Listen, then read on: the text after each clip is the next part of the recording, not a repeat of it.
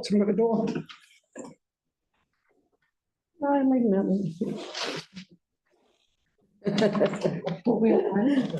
We are G'day, live. Kelly. We are live beaming in Linwood and around the world. Everybody, welcome to our information session today. If you would like to stand and join me in our opening code here. Whakataho ki te uru, whakataka ki te tonga, kia mā kina kina ki uta, kia mā taraka ki te sai, e hea kānei te atakura, e tio, e huka, e hauhua, te hei mahiwa. All right, we have an apology from Alex Peterson, and we greet from the Prospects Councillor Johansson, who very diligently is joining us from the US, and Councillor Donovan, who is very diligently joining us from somewhere else across the city.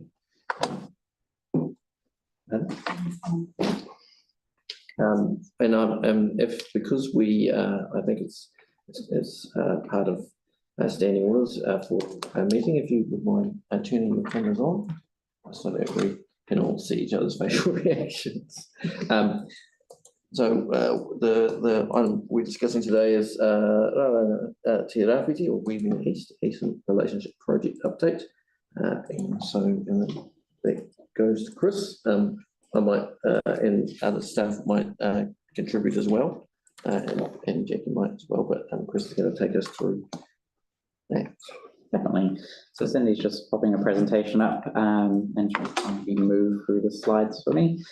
So the purpose of today's session, so we've talked a bit about this before, but today we're just going to share with you the current draft of the strategic plan or map for the project. So this is all about the Eastern Relationship Project and what's come out of one of the recommendations that came out of the independent review into the wastewater treatment plant fire. So we'll talk a bit about the methodology that's been used and some of the reasons behind the proposed activities. And it's a bit of an opportunity for you guys to provide some feedback before we add the final draft of the map for you for your meeting on the 7th of October. Let's go next. So one of the things to say, again, as you know, we've worked with SOAN, which it's kind of gone out of my head, but Social Equity Wellbeing Network, I think it comes down to.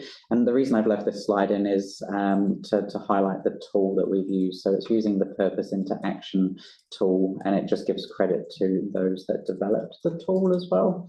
We go into the next. So one of the key things, so again, this is taken straight from the presentation that they gave us. So one of the things that we talked about is there is quite a danger of getting stuck in the visioning exercise, then data gathering, and then going back to visioning and never really starting and getting on with the project. And one of the things that I know the community board's really mindful of is the limited resources that we've got as a team. So it's really important that we maximize the resources that we've got, and that we have some concrete activities and outcomes that we can actually deliver on and go back out to community and say, hey, this is what we've done. If we go to the next slide. So again, I've just touched on that, but yeah, it's really important to have the outcomes as well, so that community members can see what the plan is that we're trying to do, but then also we can go back out to them with monitoring and the outcomes that we've managed to achieve.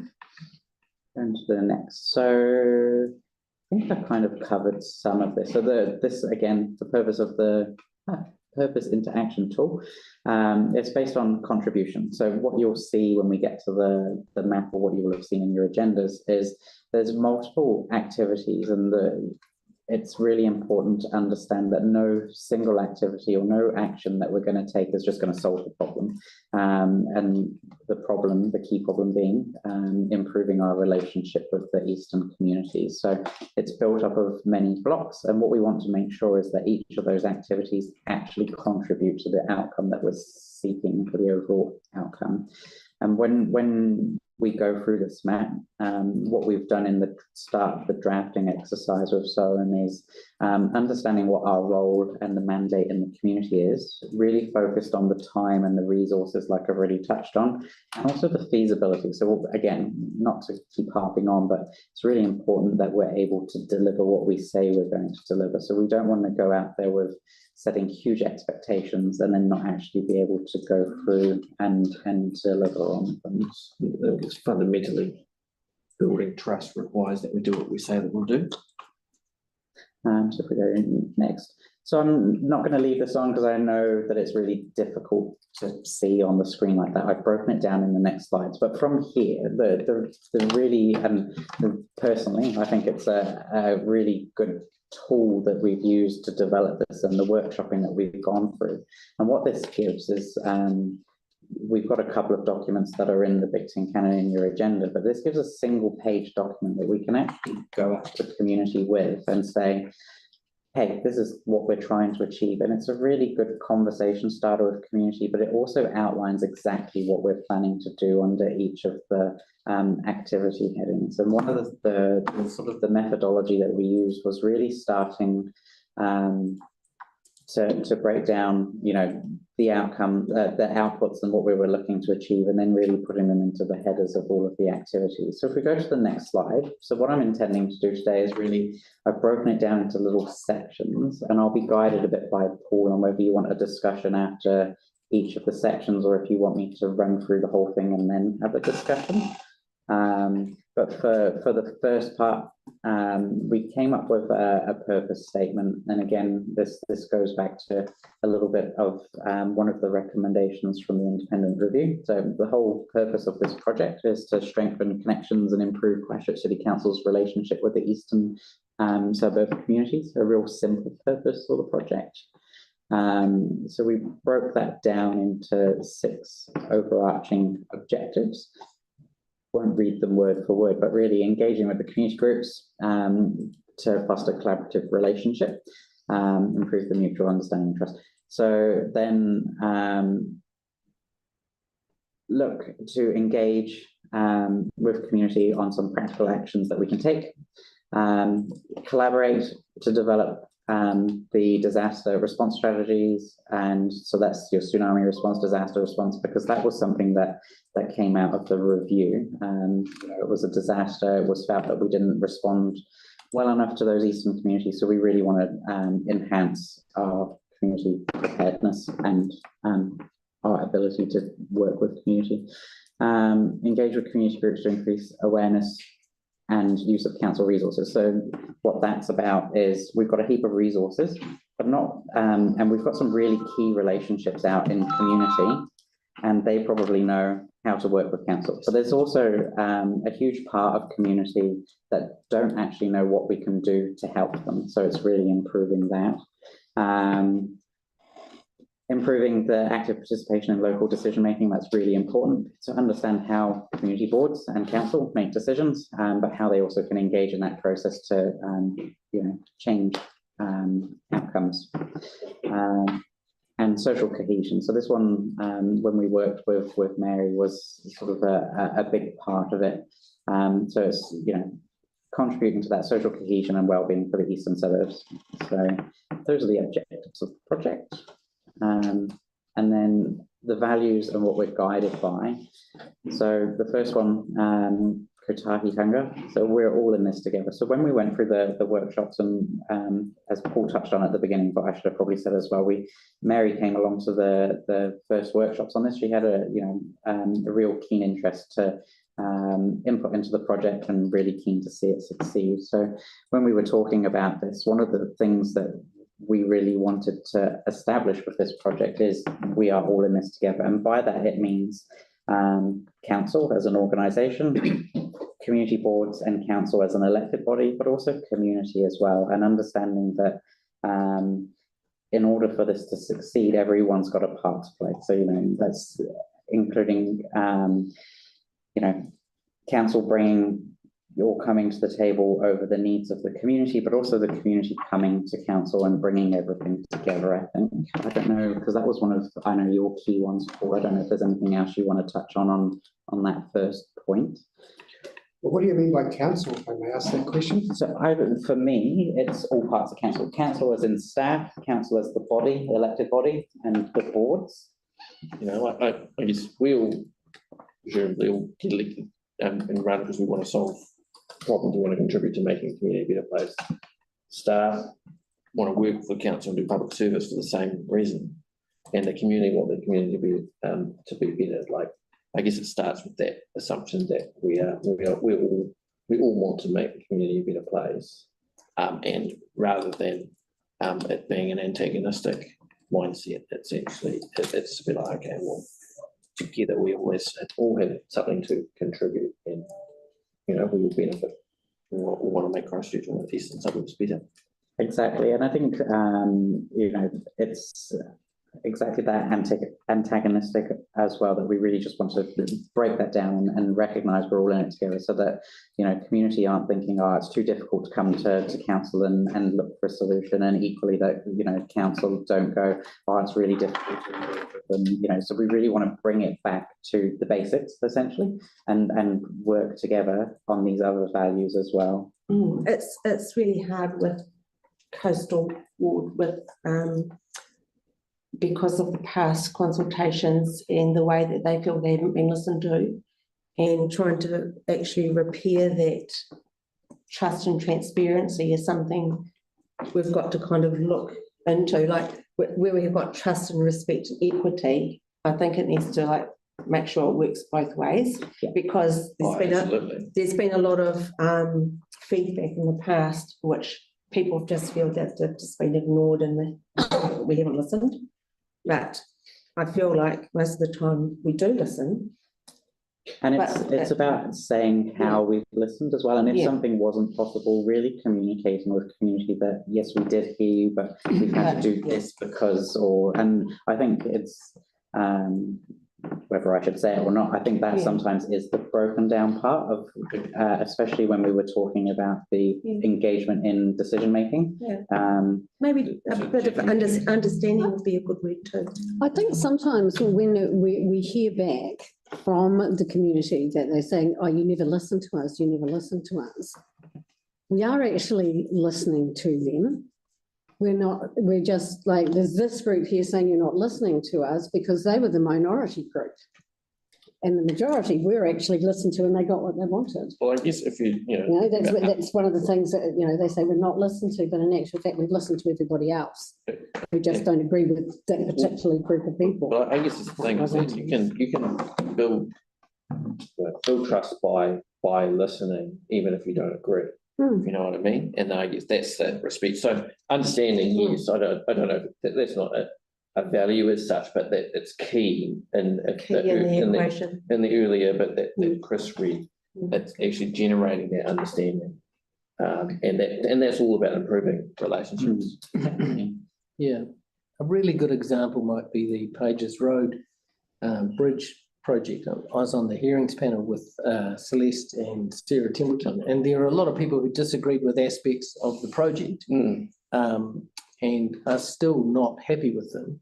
However, we did listen to them, and in many cases we couldn't act on what they actually wanted, or the traffic engineers had a different rationale, and generally a very good one, for the decision that they put forward and that we ratified essentially. So yeah, I think Jackie makes a really good point. But on that project as well, it would have been good to include the community from the beginning before any plans were made.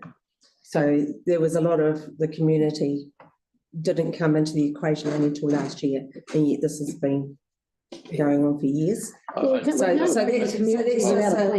an example of so there are aspects of the design of the Pages Road Bridge that no matter what the community said wouldn't have made any difference. We simply had to rebuild the stop banks in certain places and shut off roads. It's unfortunate, but let's not get into the weeds on the particular issue. Just say that. Yeah, I mean, we all like the weeds, but let's keep it at this. I think it's sad that we're here now in 2024. We've got a big circle. The council more committed straight after the quakes. And this should have been done back then, but I'm just so glad that we're here now. Let's not go back in a circle. Yeah, and I was having a conversation with someone today. It's like we cannot help what has happened. We can, but we can. Okay, we're here now. What are we going to do? Move forward. Yeah. Move forward. And then just so really quickly, one of the things that, you know, this project and typically everything that this board will be doing is guided by the Strengthening Communities Together strategy. My pronunciation of the Turai version is not great, so but that's our Strengthening Communities strategy. Thank you. The community board priorities, because obviously you understand what the desires of the community are, and then it's also guided by the independent review into the fire, like I've talked about as well. So that had recommendations, and that's one of the reasons we're here. Yeah, I mean, and that's just, to be clear, like that the funding associated with this is from that the mandate from the council is from that. If this goes out for consultation, can we also translate one, as we have done on values side as well as guidance side? We can just so people understand it better.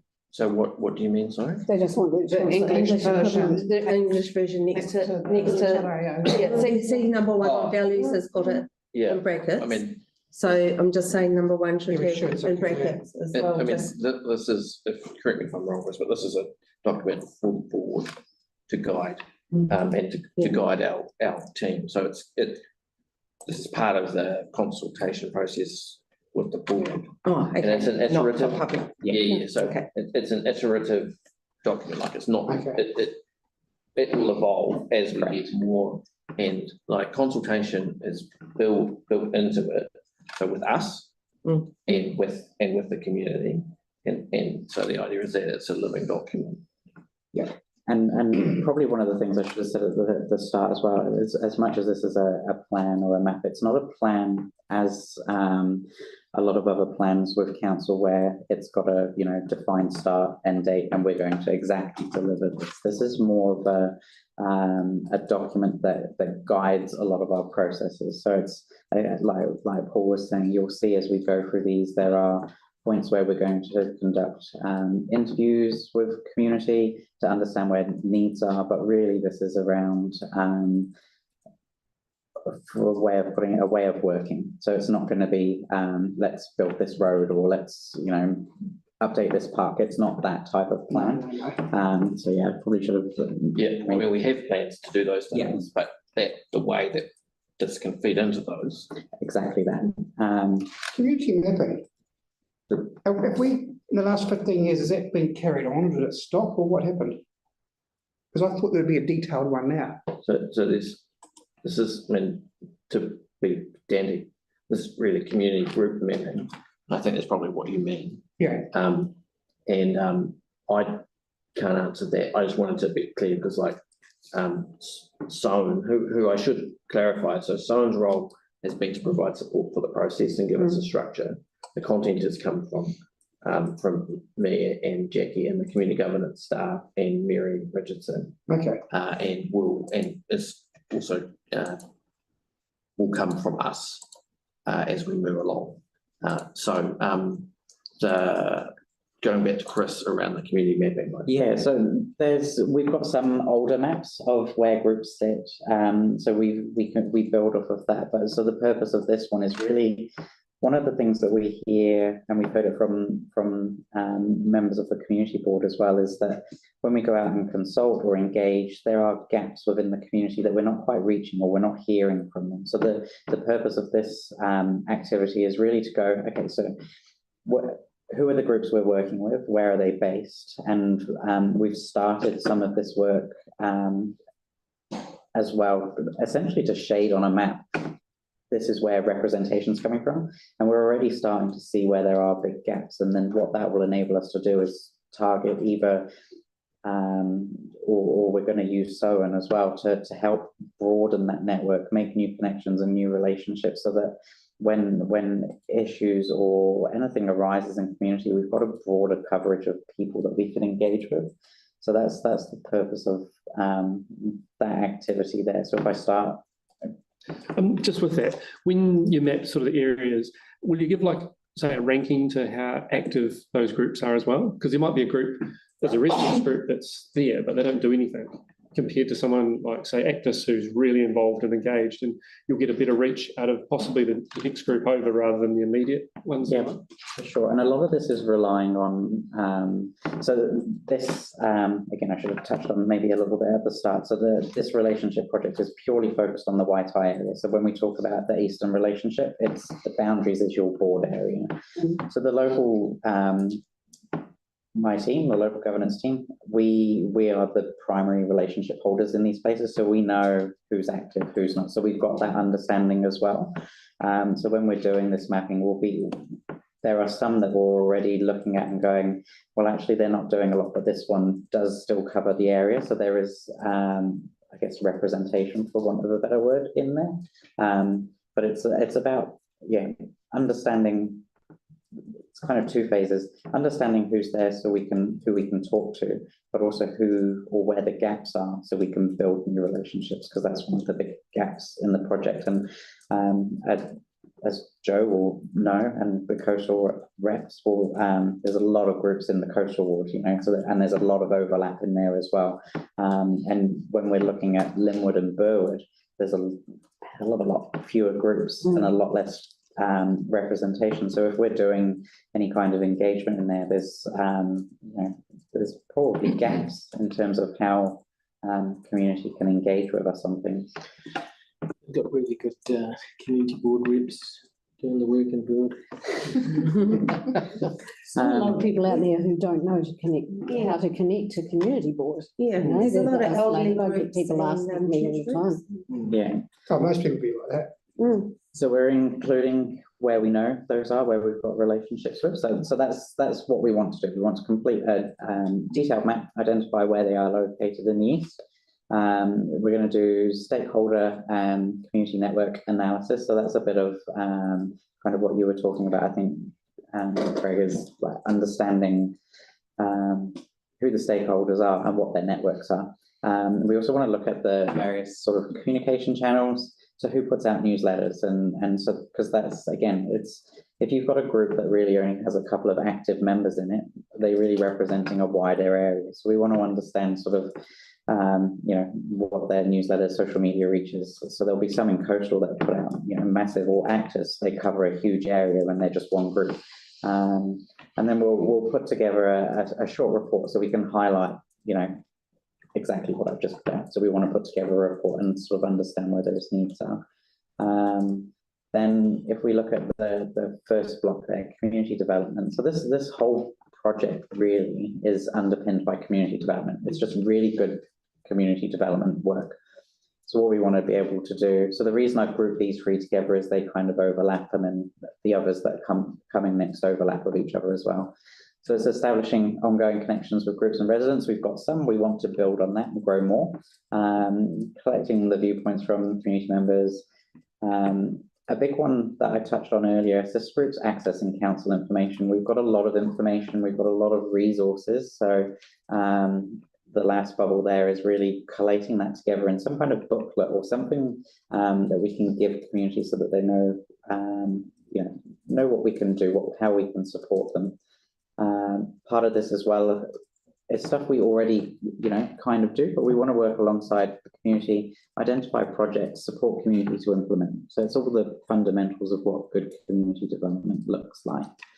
And then with the final bubble, with the relationship building, that's, I think we're going to update the title of that one more into information gathering. So what this is where I was talking about engaging probably with SOAN to undertake semi-structured interviews, questions with community. We want someone, if you'll remember from the very...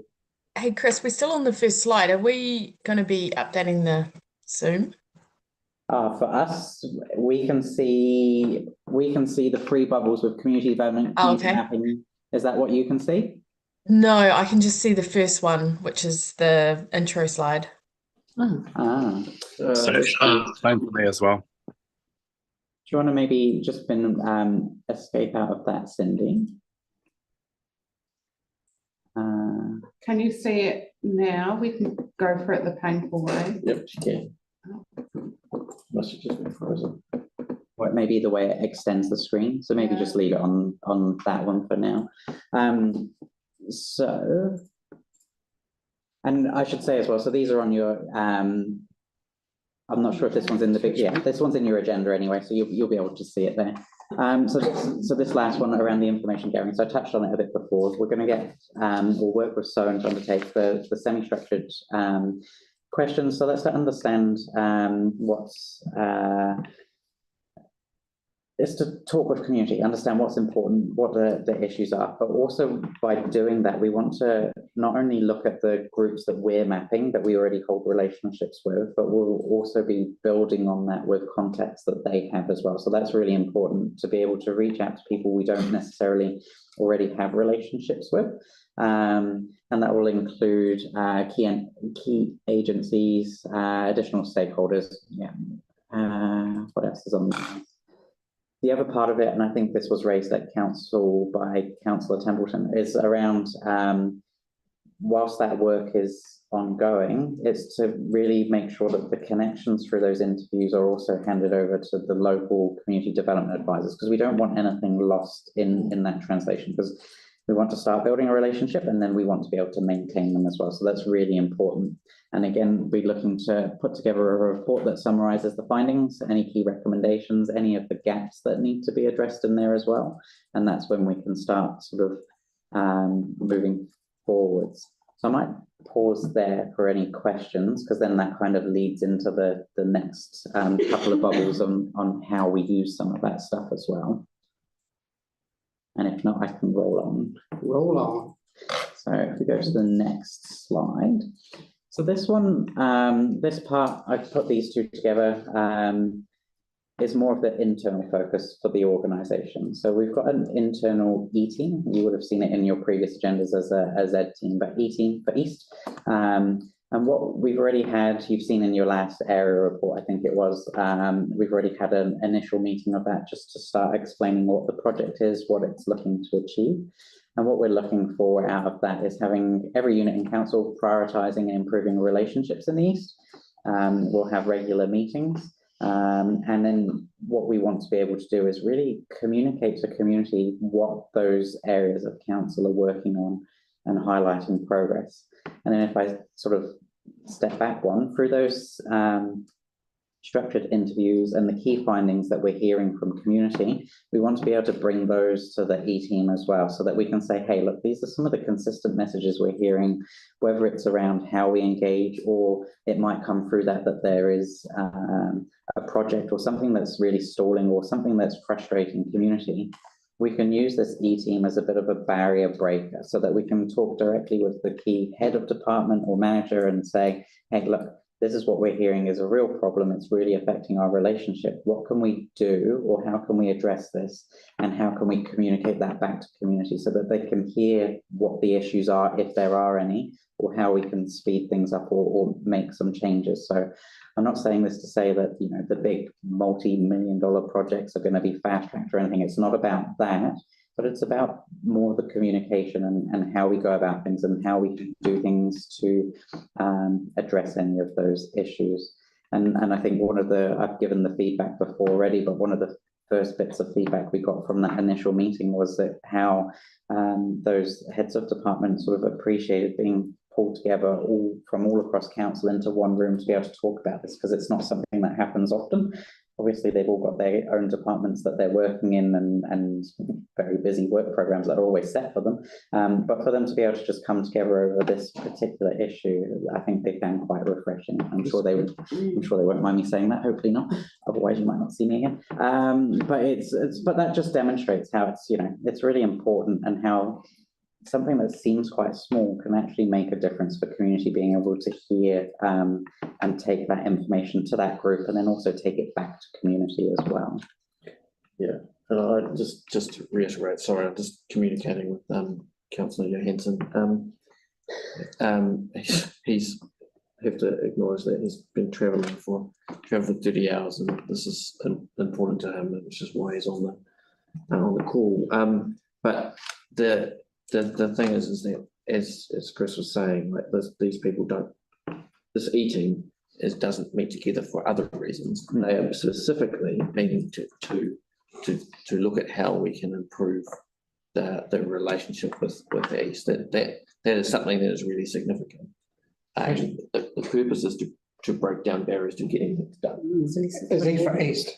E for East, yeah. So initially we had Z team. So the reason it was called a Z team, or the purpose of the Z team, is to kind of not only get all of the GMs in a room, it's really to get that cross purpose so that you've got the right people in the room that can make the right decisions, but also having the right expertise. So, you know, you've got some GM level, some head level, some sort of operational manager level. It's a real broad spectrum so that we can try and, you know, get the best for the community. I think Joe would say that.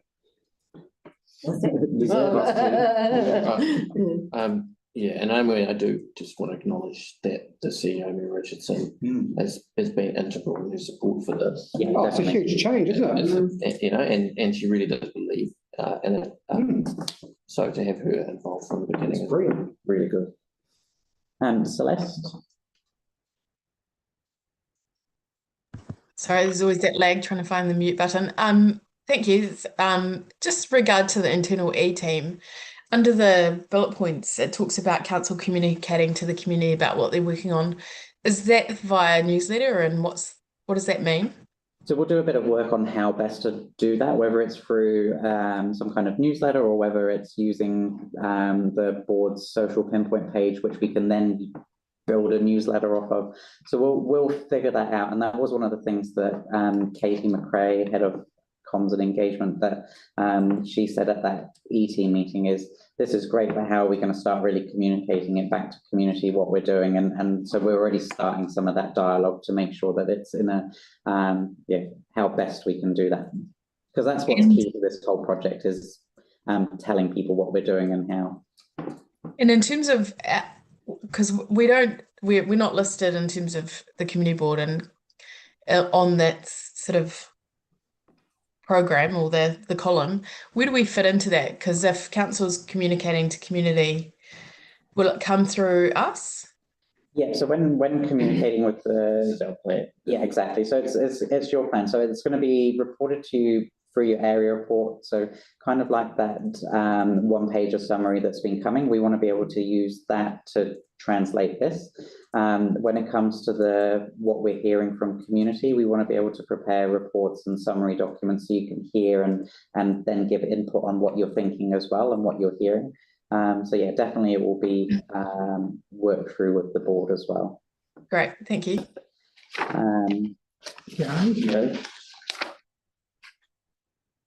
You're on mute. No, sorry, it's the same problem as Celeste, just takes a little bit to get the mute button.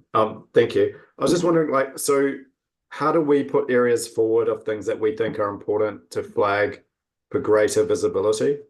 I mean, one of the obvious ones to me is the Bexley Reserve, for example, but is that the sort of thing that the E-team would be discussing and saying, you know, that's an important project, despite the fact that some of the funding's been deferred? Obviously, there's a number of work streams within that. So we'd like to start giving greater visibility to what we're doing in that space. So is that the sort of thing that the E-team would do? So for me, partly, yes, it could. But I would also be thinking that this is, the board already have avenues for advocating or pushing for things. So one of the, and we can definitely use the E-team to highlight, you know, issues or where you're looking for progress. But one of the other key things is really being able to hear from community as well, which of course community are coming to you and then you're feeding it in as well. But yeah, so one thing that you want to be probably mindful of with the E-team is not to overwhelm with, you know, a huge number of projects of things that you may want to do, but really focusing on where the key priorities are.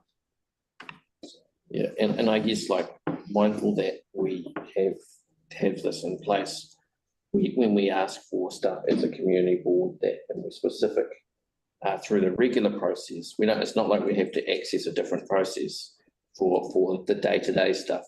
It's for the bigger picture stuff where there is a real blockage in the system, and that's not a regular delay in the system. We're talking about where we have something that might be a bit more complex. That Something more needs- major, eh? Yeah, something more. But if you take, for example, like Bexley, like the replanting of the grass that is causing a lot of people in the dog park a concern. It And seemed like so a- that I was told that would happen, but there's been no communication about it. I don't know what sort of stuff's happened with the people. I was told there was no need for, an LTP or a budget amendment.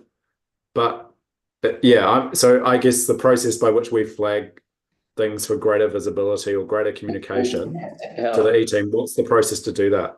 Well, I'm just like that seems to be like, I'm not saying that it's not important, Something a bit early to decide that. but it seems to be like something that we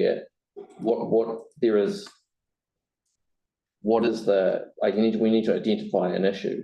Like we can ask a question about it, but it seems to me that that's just a regular kind of issue. And one of the things that I would potentially be more inclined to use that 18 for is especially where there is cross-unit challenges, because sometimes Cindy as the board advisor will come across this as well. Sometimes you'll put a request in for Cindy to look at, and she does a great job of navigating the multiple units. But there are times where if something sits across different units, different budgets, different different maintenance contracts, it becomes a challenge. But then we come to this meeting and we've got the right people in the room at the right time, and we can just say, hey, look, we need to solve this. So just to flag Bexley, that is absolutely the type of project of area that it is. It's got dog control, animal control, parks, water, community. So and leasing. So I mean it's absolutely, I think, a one. But I think just understanding what the process is for us rather than individually overwhelming staff with different requests. If there was a way in which we could put things forward for consideration, recognizing that we've got limited resources. Where you've got to on that, Yanni, is really helpful. So, if you have an issue where all of those units are involved, you can say, here are the units that are involved in this issue. None of them are able to solve the problem. Say to the E-team, pass it on to the E-team and say, here is one of those issues. Like it used to be open near here. It's not an issue now because we've taken into the contracts with parks. We used to have an issue where you have transport and parks have reserves that are virtually identical either side of the road, and one gets mowed at one time, and then the other one is long for like a month longer, and it's just because there's different contractors. It's just an example of a coordination issue, and that's the kind of thing that I think that we can, try to, and that also builds goodwill. It's like, it's not. It doesn't feel like piecemeal and ignored, because people feel like when that kind of thing's undone, that it's half-assed. Like Tilford Street. Yeah. They're just done footpaths in Tilford Street. Beautiful footpaths they've been waiting years for, and now we've just gone through them last week and dug them up again for some underground. You're kidding? No. Did we really? Yeah, we have, but that's the sort of thing that actually does annoy people. Coordination. Oh, totally. I do think that is something that we would like to hear about. Like there's some things like today about, I think this is useful to talk about some practical examples around Tenby Place, which I saw where they were planning to redo the carriageway before they'd done the flooding work, which seemed to be crazy. And it was just a matter of timing. It's just a matter of timing. And it was supposed to, the normal process is supposed to stop these things from happening. But if the timing doesn't work out, then mistakes happen. But, I feel like we have a normal everyday role in this, but if things are continually happening and continually frustrating the community, we have a mechanism now to try and sort. I think the staff will appreciate it too. They're going to go, oh, great, at last. Yeah, Joe? Yeah, just in regards to like communication, and you were saying about like having a monthly report kind of available for community to read. I think a lot of the community probably wouldn't go to the hassle of reading that kind of amount of information. Yeah. And are we looking into other alternatives, like videos that deaf people can hear, and We'll probably work it out as we go, won't we? Yeah, we're at the beginning. at the beginning. Yeah, cool, okay. And we definitely want to find ways of being able to engage better. I mean, if you put out a page of text to someone, you know, they'll get bored, they won't read it. So we need to make sure we're doing it, we're communicating in a way that people want to engage with. Yeah. And they'll definitely, we'll be figuring that out as well as we go. Well, to me, the next two slides are probably more important than these other ones. So I'll just quickly touch on this equity plan. Yeah, I'm just trying to hold it into those next two slides. Got a question. Oh, it was just sort of following on from Joe as well, but yeah, it's like it's the 4 lines. People read the first 4 lines, but they don't really read past that, and it's sort of the snippet information, sharing it that way. And I think we haven't really, because we haven't had I don't want to make excuses, but because we haven't had the resources to do it, we haven't made the best use of your social pinpoint page, because we've got the ability there to upload videos, upload really short articles, pictures. We've done a bit of that as best we can, but there is more that we'll build off of and keep doing, and that will be the best way. And when there's something really meaningful, it basically turns into the old-fashioned newsletter where we can just click a button and push it out to the database, because we've still got your old newsletter databases as well that we do send stuff to. So it'll grow, and we'll work with comms and engagement on how best to do that as well. It's just going to take time.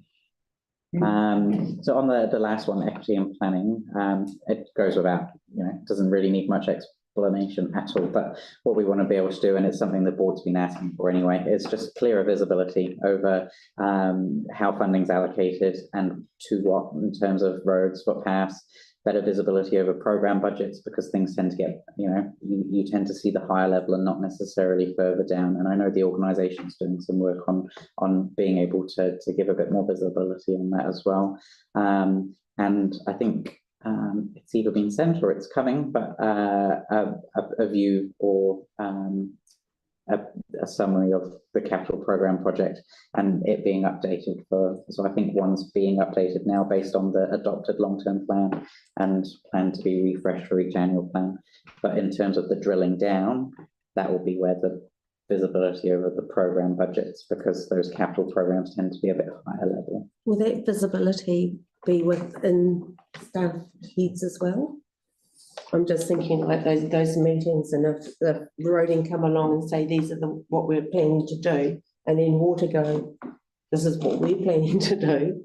They should be joining up anyway to avoid the like digging up a road multiple times. I know there are times where it's unavoidable and I can't dig into that because it's outside of my area, but yeah, the visibility that this is talking about is more so that you can input into and have better visibility for decision making. But it would be good for us to actually be able to input into both of those things that tie in together. And I know that's, I think it would be. Yeah, I know there's work that keeps being asked for, so it's you just have to keep advocating. So if we hop to the next one, so this is the one that Tim's keen on and that I know is really important for our area. And so again, putting these side by side. Initially, when we were doing this planning work, we had it all wrapped up into one, but it became a bit unwieldy. But also, I think tsunami planning is quite important for the board and for our area in particular.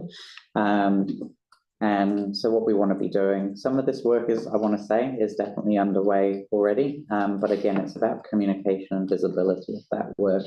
So working with community to develop an integrated response plan for the city. So that's the bigger picture. But what we want to also be able to do is work with community and support local response plans. So some of that work's happening already.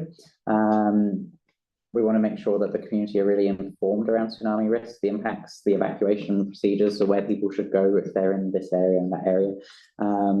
And we want to be able to, because it will be moving to our area at some point, the coastal hazard adaptation planning. So we really want to gather information from community to be able to inform that plan as well. And then maybe before we go into more... Should that be separate from tsunami planning? Because it's sea level rise. I think if we're having the conversations with community to develop their local response plans, that's one good way of gathering information as part of the conversation. It's gathering information, like, and that when it seems ridiculous or ridiculous is the right word, it seems like a missed opportunity if we don't try and gather information, anything that affects the way that we're dealing with what's the word?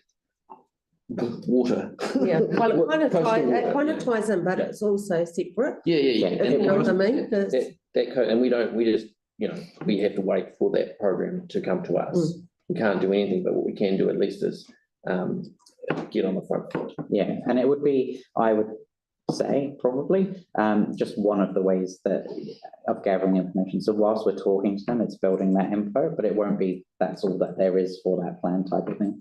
And then in terms of the disaster response plan, so again, this came out of the wastewater treatment plant recommendations, enhancing council's response to future disasters, and again, using those semi-structured interviews to talk with community and understand how we can in future improve our responses to those sort of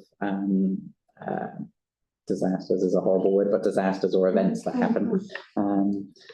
Insurers call them acts of God. Should you list some of them, like wind, flood, fire? We don't want to limit it, because if we had to go on What we're years going ago, to we miss would have out. said wastewater. Oh, we can't. Or if it's fire. We didn't plan for this one. Yeah. That was an I would active- assume fire would be called rather than a fire of a building. Yeah, Well, it can be just like loss of water or. yeah. Well, that's the thing, is that a very bad situation that requires the council to act. Because I guess that's a general state where prior to the wastewater and Sport Hills fire too, we didn't have adequate systems in place to respond to generic as well as specific emergencies. And one of the things, just to really quickly touch on, I see Yanni's have a question, but just to touch on with this is very recently, I've been working with our civil defence manager and our unit head writing a plan more for the tsunami response side of it, but it covers both on how we're going to go about delivering the plans, what some of the measures will be, what it looks like, where the resources will be. So we've been doing some, and it's approaching the near final point. So it's an internal how we're going to do it.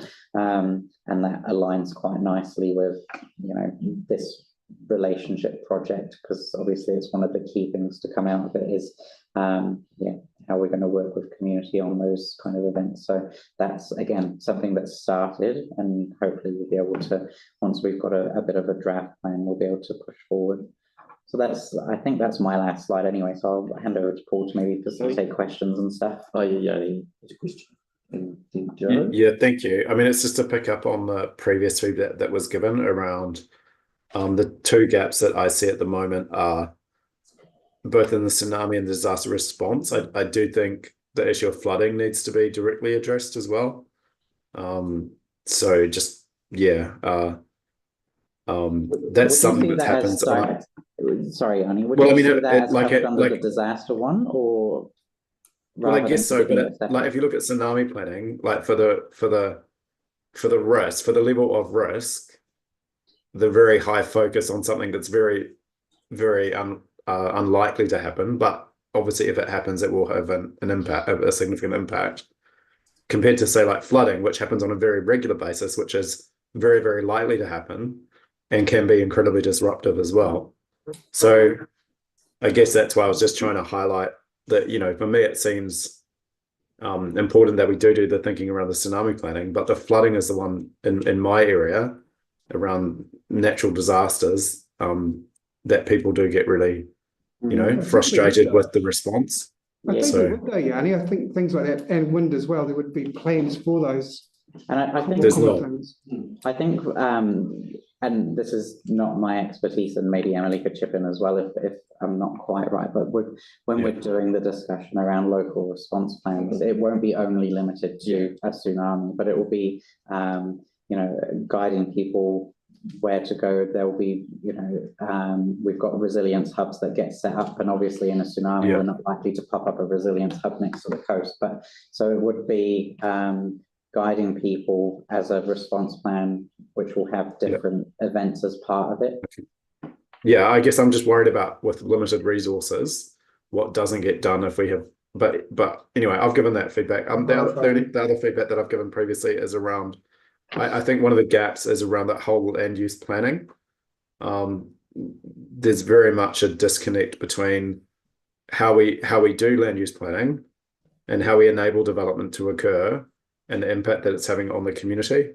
And people, I don't think the board members would have heard, but a number of submissions came to the LTP and said, we're really concerned. There's a whole bunch of work, a whole bunch of development happening in our communities, and yet we don't see council doing anything to address the impacts of it. So this is particularly in like some of the areas that are getting a lot more intensive housing. Likewise, obviously, the people have been very concerned about things like the scrap metal yard and the port link. So I just think, yeah, that to me, kind of one of the big gaps in this, if you go back to the organic smart, which caused a huge problem, was actually around consenting and land use planning decisions and the community not being able to participate fully and feel that the council was actually working with them. So just wanted to feed that. Just as a comment from me on that, and so I would see, and I think it's already listed in your community board plan, some of those specifics around land use planning and industrial residential fringe. So this plan talks about how we're going to engage and work with community whilst bearing in mind your community board priorities. So when we go out and do those interviews with community and sort of build the relationship and better engagement opportunities, when we're hearing that that's one of the issues. So this kind of goes back to the beginning, where other than the tsunami and disaster response planning, this isn't a plan that's has underlying sort of projects or things that sit within it, but it's informing how we're going to go out and do those things. So I think with having that in your board plan, this will give us the sort of basis or the framework of how we engage and then being able to deliver for community. Yeah, I guess because this is in response to a disaster, wastewater treatment plant fire, and our institutional inability to respond adequately, that's why this has come into it. I mean, I agree that land use is a significant issue, but it is already part of our community board plan, and in fact, the RMA sits in its own silo, and it's very difficult for us to have much impact on it all, and that's incredibly frustrating for us in the community. Yeah, we wouldn't have completely different plans anyway, because tsunami and flooding and fire, you'd have evacuation places for all them. That's right. Things like that. Yeah, so it's all crossed over, isn't it? Yeah, and and it's just we as a whole council do not currently have adequate plans in place. No. Jackie? Just one of those things, like in the tsunami plan and the disaster response plan, one of the things that happened when we had the wastewater treatment fire was there was no health response. All right. So when I was coming in, I was saying, well, what are we doing about the, people were saying they can't breathe, they're going to the doctor. What are we doing about that health response? The answer from the councillor at the time was that that's not the council's concern, right? That comes under the Ministry of Health, right? Now, my argument is that they are our constituents. It was our fire, it was our disaster, and that council should actually have some provision in there for the health response. And that includes any physical symptoms, but also the mental health response. There was no support in the community or from council with people trying to get to doctors, trying to address the fact that that they couldn't breathe, couldn't sleep, that they were on inhalers, but the long-term mental health of people that were putting up with that, there was nothing in there. So can I just flag that? Because I do think that it's all it's in the wastewater treatment plant, but there was a lack of coordination between the council and other health and that kind of thing. And like health isn't directly our responsibility, but we have a role to advocate. But if health isn't delivering as representatives, if health isn't delivering for our community, then well, that was what happened last time. Was that I kept bringing up, what are we doing about this, and they just said nothing and did nothing until I actually said to the board chair, write a letter. But then it still took her 2 weeks to write the letter. But I just feel that maybe it does need to be in Yeah. a plan So as a response, that we as council people should be.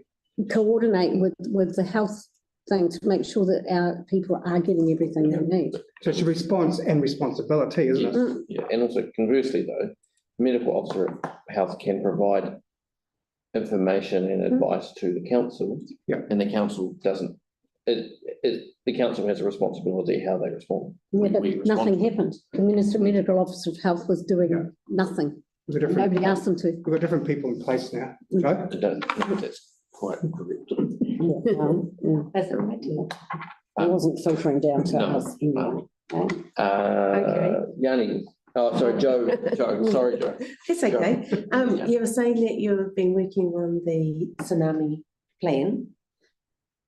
Plan of how to Evacuation. deliver a plan, not the Oh, okay, evacuation well, plan. deliver- Yeah, Is- it's the resource. So what I want to just make sure is, is the feedback from the previous consultation included in that? No, because, so this one isn't, it's an internal, where resources are going to be directed. So one of the things that we talked about through the initial outline of this plan was sort of reprioritizing resources into our area, because this is where the sort of greatest need, obviously, with tsunami planning. So it's around that. It's more of an internal resources, what some of the measures will look like. So like how many response plans, resilience hubs. It talks around. It's at that point. It's not. But it will It's be. not the tsunami plan. That will be for the people that are delivering. So Yeah, does that- there was a consultation quite a few years ago where a lot of the people fed into that consultation. Yeah.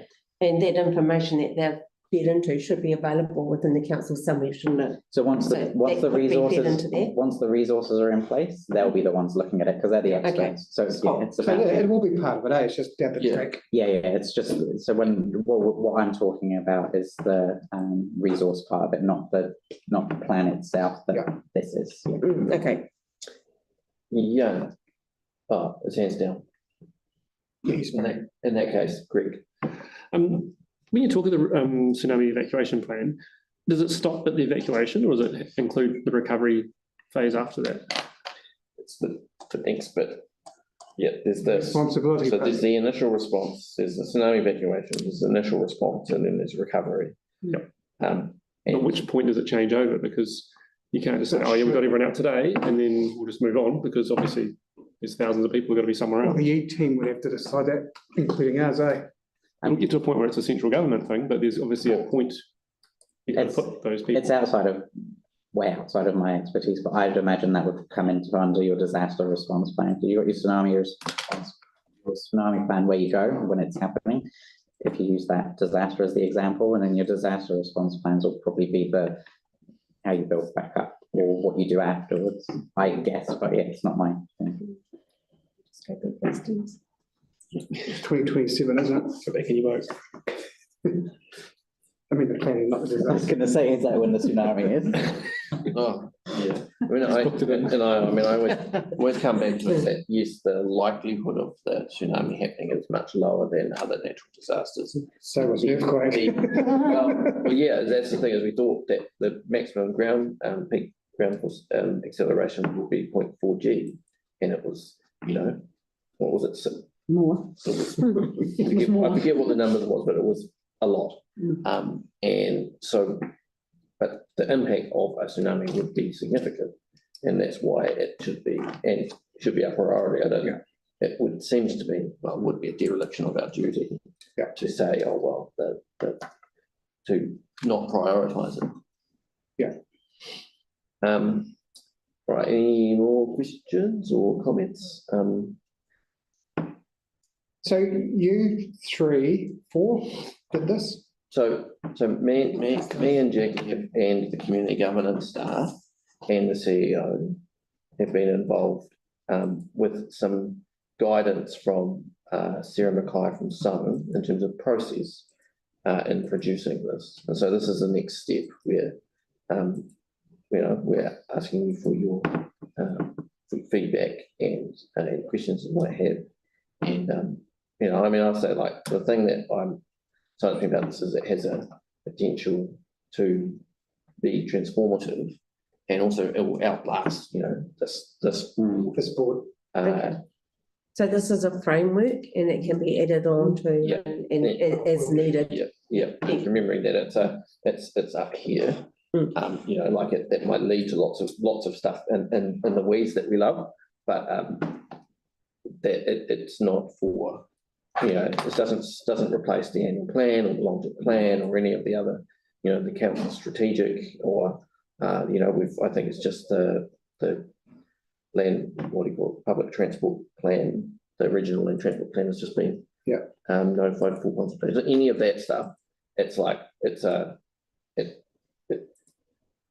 fundamentally it is about making sure that we are serving and communicating with our community. Yeah. So I won't have people's names on it, I have people's positions, keep changing. Yeah, no, that's right, exactly. And it could lead to more. We're lucky we do have additional staff resources for us. Tyler, I really appreciate, Taylor, the work that you've done. And yeah, sorry that you're leaving us. Jackie comes back. And probably for outside of this, but yeah, unfortunately, Taylor's last meeting, we've got Jackie coming back to our team, and we've also got another new permanent community development advisor, which some of you have met as well, starting off. So a bit of change coming, but it does exactly what Paul said. It's being recognised that we need more resources in this area, so that's really good to see as well. Yeah, excellent. Right, boxing. Anything else?